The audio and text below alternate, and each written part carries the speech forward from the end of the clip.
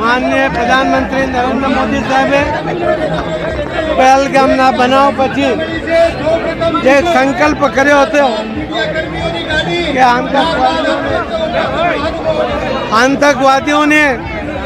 આતંકવાદોને ટેકો આપનાર એના આકાઓને કોઈને છોડીશું નહીં.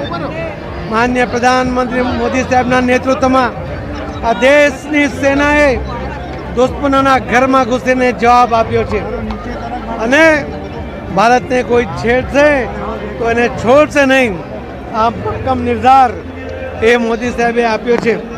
આપણા દેશમાં જ નિર્માણ થયેલા શસ્ત્રો સાથે આજે જે રીતે આ યુદ્ધ આપણે જીત્યા છે, જે રીતે આપણે પાકિસ્તાનના દાંત ખાટા કર્યા છે, એના ઘરમાં ઘૂસીને જે રીતે આતંકવાદીઓના અડ્ડાઓનો સફાયો કરે છે, એના કારણે દેશવાસીઓનું મોરલ આજે ઊંચું છે.